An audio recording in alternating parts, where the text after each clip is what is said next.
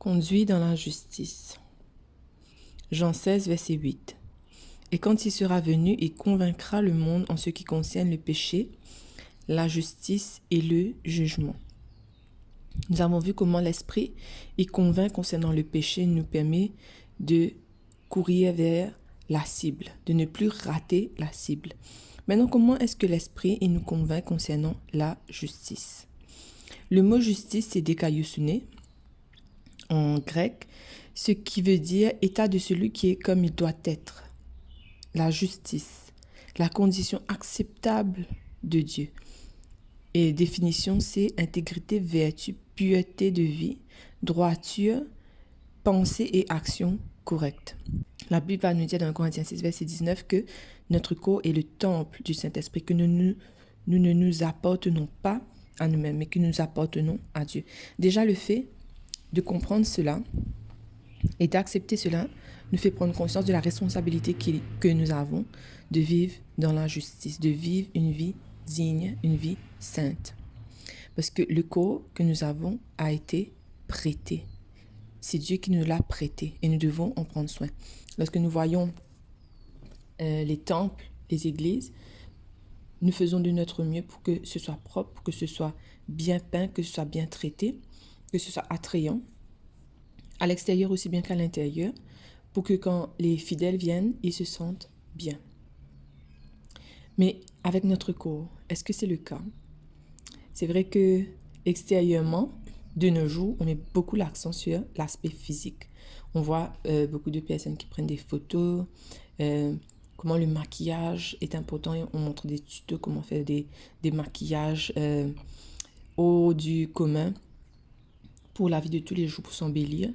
Et il y a aussi l'aspect des activités physiques où on va à la gym et on pose, on prend des photos pour montrer le résultat et on montre aussi quel repas préparer pour pouvoir être en forme, pour pouvoir être healthy, comme on dit. Mais nous ne devons pas prendre soin uniquement de l'aspect physique, de l'apparence, mais en vrai, intérieurement, on ne se soigne pas. La Bible nous dit que il y avait des personnes qui étaient comme des tombeaux blanchis. Pourquoi des tombeaux blanchis? Parce qu'à l'époque, donc quand il y a un défunt et qu'on le met dans un tombeau, la famille paye quelqu'un pour recouvrir le tombeau, pour que le tombeau puisse être propre comme neuf. Et là, ils mettaient soit de la peinture, soit ils mettaient de la chaux blanche pour que le tombeau paraisse neuf.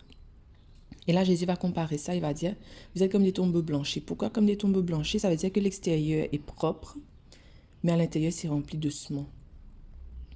Alors, c'est sûr que nous devons prendre soin de l'extérieur, mais aussi de l'intérieur. Cela ne veut aucunement dire que nous n'avons pas à prendre soin de nous du tout. Au contraire, nous devons prendre soin du dehors aussi. C'est important. Parce que, imaginez un temple qui est délabré de l'extérieur et qu'on mette l'emphase que sur l'intérieur. Non, l'extérieur compte aussi. Nous devons avoir une hygiène, nous devons prendre soin de notre hygiène, nous devons prendre soin de notre alimentation, nous reposer suffisamment, bien s'hydrater, passer du temps au soleil, être actif, faire de l'exercice, être tempérant en toutes choses, ne pas abuser de toutes choses, s'abstenir de tous les poisons pour notre corps, respirer l'air pur et ne pas se stresser à outrance. Alors Dieu nous a envoyé son Saint-Esprit pour nous convaincre en ce qui concerne la justice. Maintenant, c'est à nous de prendre la décision. Est-ce que je veux être juste? Est-ce que je veux être intègre? Je veux être pur, droit? Est-ce que je veux être digne de l'esprit? Seigneur, aide-moi à être ce que je dois être. Que ton esprit accomplisse cette transformation en moi afin que je sois un temple digne. Amen.